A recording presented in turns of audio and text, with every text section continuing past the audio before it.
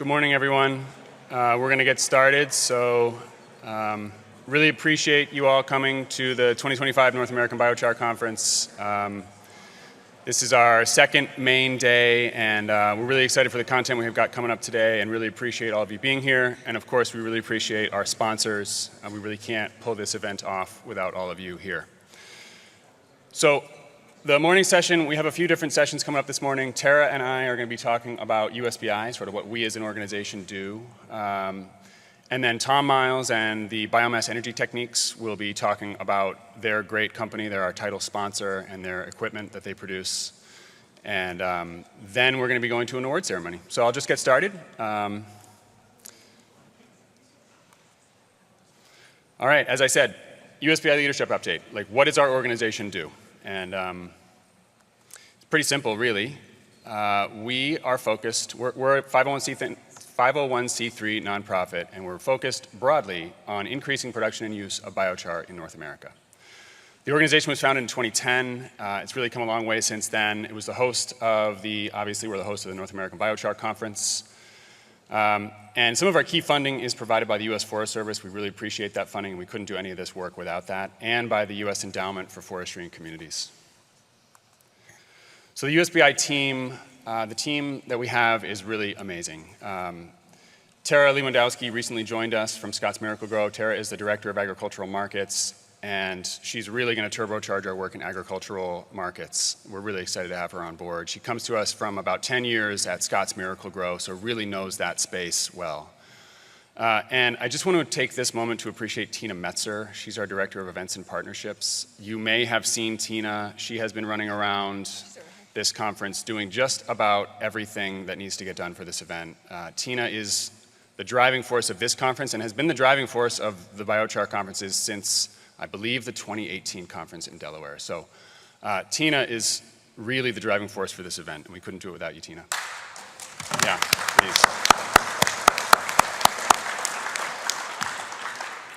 We also have some really amazing board members: Matt Krumenauer from the United States Endowment for Forestry and Communities, Kristen Tripp from the USDA Agricultural Research Service, Tony Marrero with Wakefield Biochar, Emily Silver is with Michigan State University, Jim Doughton, of course you know Jim, with the City of Minneapolis, Mayo Ryan of Cetos Group, which is a biochar producer in California, and Matt Wilson-Plassick of WP Carbon. A really great board of directors, and we obviously are extremely encouraged to have them on board. So what does USBI do? We focus on markets and standards. So we're hoping to drive market adoption of physical biochar, to really build demand for the product so that all of the biochar companies in this room and all the biochar industry can really grow by being able to sell more biochar into different markets. We're really focused on commercial markets, where biochar is bought and sold. We really love the idea of a lot of smaller scale production, and we support that work as much as we can, but we're really focused on where biochar is bought and sold. We aim to collaborate really closely with industry to make sure what we're doing as an organization can really support the broad growth of this industry. And part of building markets is building standards and developing standards for physical biochar. We have been advancing a testing standard over the past year, and we'll be launching a do no harm end use standard. Probably in the next year or so we'll be starting that effort, and hopefully we get that done within about 18 months is my goal. Why markets and standards? I think there's a lot of reasons, but this slide I think speaks pretty well to what all of us are seeing. So this is data from the 2023 Global Biochar Market Survey that we did with International Biochar Initiative. And this is a question: what are the primary challenges or obstacles for the biochar industry? And among all the respondents, these were 2 of the top 5 respondents, or response categories were related to market demand for biochar and standards. So we feel that this is a pretty strong niche for us to be in. Another question about why standards. So why don't we focus on some of the other pieces of the industry? I always think about biochar in terms of 4 revenue streams. So there's carbon removal credits, physical biochar sales, energy products, and waste management fees. And among those, an organization like ours, we really don't have a lot of space probably to influence the carbon removal credit space. I mean, that's going to be made by multinational corporations and governments. Energy products, we're really supportive of that advancing and companies innovating in using pyrolysis gases, but that's going to be an IP-heavy space where different producers and different equipment manufacturers are going to come up with really great innovations to drive the industry forward. And then in terms of waste management fees, also a really important part of growing this industry, but it's hard to imagine how an organization like ours really fits in that space because it tends to be very localized. You have opportunities in certain places. So among these four, physical biochar sales are really where an organization like ours can broadly support this industry. So we can help grow demand for the physical product. And if we can do that well, all of us in this room will succeed. So when we think about the markets on our end, we try and prioritize because I think as a lot of us know, biochar has dozens of potential applications. But the reality is that there's only going to be a subset that are economically viable at scale. So we try to prioritize everything we do. We're trying to aim at those end-use markets that have the potential for large scale, that have some amount of market readiness, that have a very compelling value proposition for the end user. And we also try and look at the competitive landscape to make sure we're not trying to push something where there's some other obvious solution that's better. So another slide from the market survey that we did in 2023 around how we prioritize. So this is one of the ways we prioritize, is try and get feedback from the biochar industry. And among these, a lot of these are in the agriculture space. So there's some green stars up there for things like biochar enhanced fertilizer, bulk soil amendment, horticultural substrate. So those are some of our key priorities. There's some others up there in the environmental space, like environmental remediation, water and stormwater filtration. So those are some of our priorities too. And then in the material space, there's a lot of growing interest in concrete. So we take all this into account, and obviously we do our own work too to try and prioritize the markets that we look at.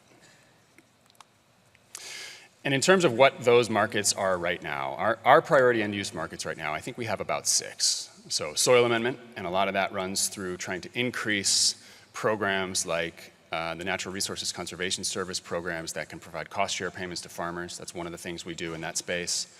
Biochar enhanced fertilizers, there's a real opportunity here for using sort of powdered biochar and infused biochars as fertilizer products.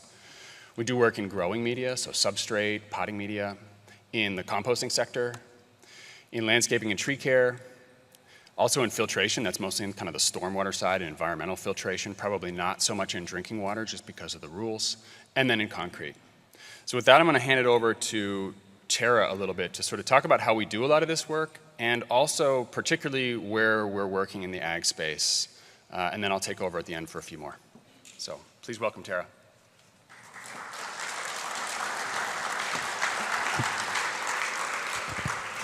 Good morning, everybody. I'm very excited for the chance to speak with you today and introduce myself. Please feel free, if you see me at the conference the next 2 days, come and say hi. I'm definitely interested in hearing your opinions on some of these things and how we can really open up agricultural markets.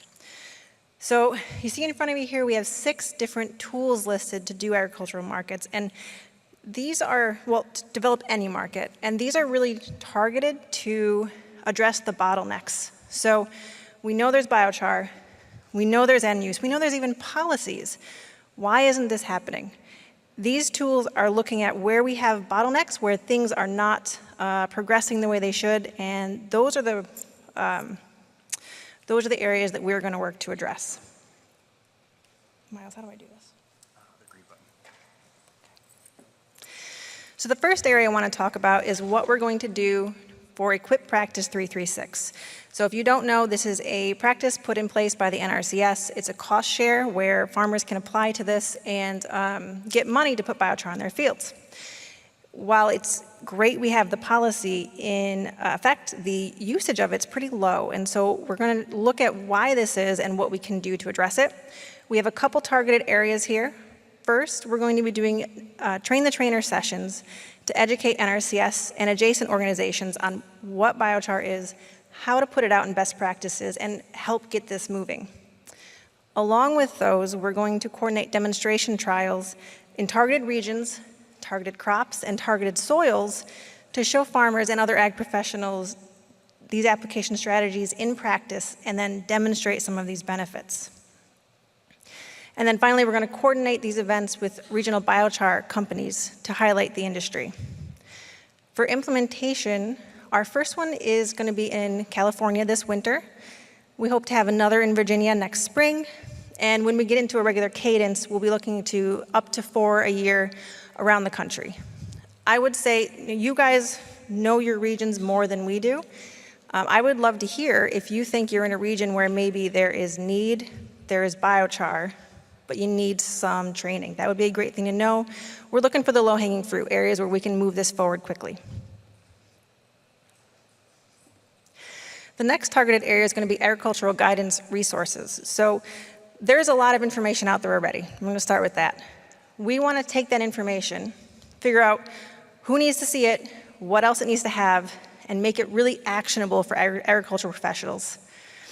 Some examples of things we want to have best management practices for would be how to apply biochar, how to handle it, so from shipping, delivery, and storage. What happens, so the next one is practical guidance for nitrogen fertilization management with biochar. And then in addition to that, what happens if you start to see maybe poor germination? What steps can a farmer take to mitigate that? And then finally, how to submit winning proposals for NRCS 336 cost share, if there's any tips or tricks that people should be aware of. All of these, if you've been listening to the conference, you've heard people talk about a lot of these. And so we'll be working with current resources, but also some of the experts out there to get really strong pieces of content. Once we have our main content, we also want to distribute it into the channels for people to see it. So this could be webinars, podcasts. This could be working with Farm Journal or the Agronomy Society newsletter to put this in front of people who need to see it, potentially in a shortened form, but to bring them back to the main document and really get eyes on this. And then finally, if you were in the soil health seminar on Monday, you heard Kristen Tripp talk about the Biochar Atlas and how we're expanding that to be a nationwide resource. Some of this guidance documents, so that's going to fit into this as well, but also some of the work we're doing on those demonstration trials to really build up that guidance document and guidance resource for people around the nation.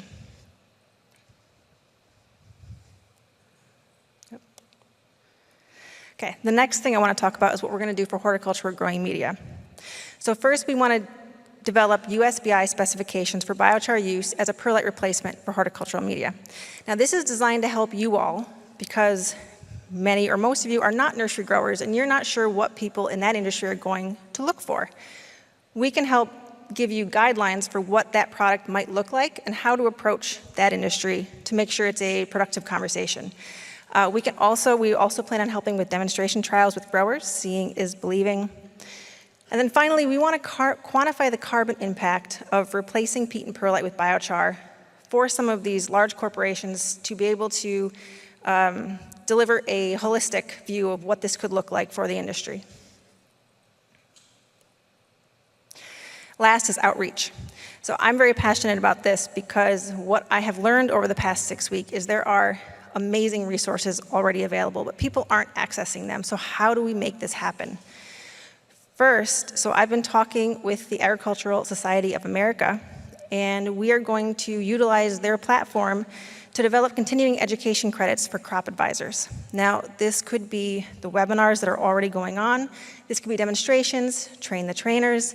We may even present a train the trainer at their annual conference. We really want to get this material in front of crop advisors and incentivize them to participate through the use of credits. One thing that was great to hear when I talked with them is they are hearing from their members that they want more biochar content, but they don't have it. So the USBI is more than happy to step in and fill that space. Next, we want to integrate biochar into sustainable ag certification platforms and companies. So I have 6 companies listed there who have regenerative agriculture goals, but there are over 200. These companies are incentivizing their farmers to take on regenerative practices. Many of them use this SAI platform to certify those farms. However, biochar is not currently an accepted practice with them. So some of this outreach is going to be to understand why and how we can provide information or resources to get biochar accepted. I think that would be a major driver for us to get biochar into the value chain proposition for many of these companies. Third, we want to partner with mission-adjacent nonprofits to expand our outreach and leverage established communication networks. I've got 4 listed here: Soil Health Institute, Soil Fertilizer Institute, Field to Market, and the Conservation Technology Information Center. There are many more. These organizations already have networks that are reaching the people that we want to talk to. We want to be able to utilize them and reach those same people. And then finally, present opportunities in economics related to biochar co-composting and manure management. So what I see in the literature is that this is a very promising area, and I've talked to many composters, and there's pockets where people are doing this very effectively. They are using problematic feedstocks such as food waste. They're mitigating issues like volatile organics, smell. They are deriving the benefit from the biochar solely in the processing. They're not even claiming it to the consumer. However, they're not talking about it either. So one of the things I want to do is start to get in front of the compost industry and spread and share this story, and then bring together the biochar producers as well to these meetings and get these connections started. We are going to start the first of these at the end of October in Ohio. That's where I live. We're going to present to the in Ohio. We're going to present to the Ohio Compost Council on some of these benefits and at their annual meeting, and have producers there as well to try to get this started. And I hope to replicate that in other states. So with any of these, if you see opportunities, if you know your region and your locality and see there's an area that we should be highlighting, please let me know. And I'm really excited to work with you all and get these markets started. I'm going to hand this back to Myles.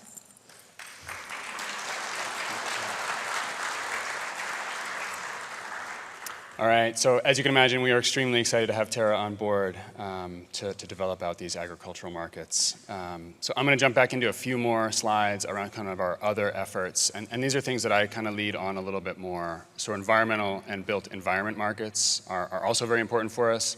So some of our current priorities, mostly in the stormwater space, tree planting and landscaping, and concrete standards support. So one of the things I've been working on a lot is developing a nationwide guidance manual for using biochar in stormwater management. My background is actually in that space as a stormwater engineer, and I used biochar on many projects. So we're partnering with an organization called the Center for Watershed Protection, which is a nationally recognized nonprofit focused on stormwater management. And we've been working through that process. That'll probably be done in the next few months. I hope to have it done by the end of this year or beginning of 2026. So look forward to that. And we're going to be doing similar work in tree planting and landscaping. We've also been supporting an effort to develop an ASTM standard for biochar in concrete. That effort is being led by Lori Tunstall at the Colorado School of Mines and some others, and we're just essentially supporting that space. I'm not an expert in concrete at all, but I know enough about biochar, I think, to be helpful in that effort, and we can kind of be a bit of a voice for the industry to make sure that that gets embedded into some of those concrete standards. Beyond that, we are really interested in working with landscape architects to get biochar inserted into those guidance documents. You know, a lot of that just requires guidance for different types of professionals to be able to use biochar. They're looking for guidance, and we can help provide that. One of the things we're trying to do in all of these spaces where a professional might specify biochar is make sure that we're working with organizations and professionals from those industries. We're really wanting to make sure that what we put out is relevant and informative for professionals in other sectors, not just for the biochar industry. And finally, I'll just touch on standards a little bit. For those of you who weren't in the workshop on Monday, we as an organization are really focused on leading development of standards for physical biochar, essentially end-use standards for the physical product. Now, this doesn't count things like production standards or carbon credits. We're really focused on the physical product. We want to make sure physical products are safe and effective, and we can test them effectively. Our first effort in that space has been to develop an American national standard for the laboratory analysis of biochar. After that, and that'll be done towards the end of this year, after that we'll be going into a do no harm end use standard for physical biochar. This is really going to be a standard that's focused on making sure that all biochar doesn't contain any harmful pollutants. And then from there, you know, we might move into other efforts beyond that, but that's really our next step is do no harm end use standards. We intend to develop all of these in collaboration with industry, in collaboration with other members of the biochar sector, with researchers, with laboratories, through formal standards development organizations. So SDOs are things like ASTM, American National Standards, ISO. These are how you really get solid standards developed that last for the long term. And actually, I just touched on that. So this is what we've done in that space. I just want to recognize, in particular, Chris Weiberg from Timber Products Inspection. Chris is in the front here. Chris did so much work on this to help us get this over the line. We really appreciate your work, Chris. And we developed this through American Society of Agricultural and Biological Engineers, which is an ANSI-accredited standards development organization. That standard will be done in Q4 this year, I hope. It might drip over into Q1 2026, depending on how many comments we receive and have to reconcile. But we've put a lot of work into this. There's a group of about 30 of us in the biochar sector that have been meeting on a biweekly basis for 2 hours every Thursday, talking about laboratory analysis standards for biochar. It's been a lot of work. We've come a long way. And we're going to fund the free availability of this standard for the first 3 years. So a lot of standards, how standards make money for standards development organizations is you have to buy a PDF typically. We're going to make that PDF, that standard, available for the first 3 years free of charge. So that's essentially what I've got. That's our organization. We're really focused on markets and standards. Clearly we host this conference as well, and we really can't do it without you. So really appreciate you being here and supporting our organization in this conference. So thank you.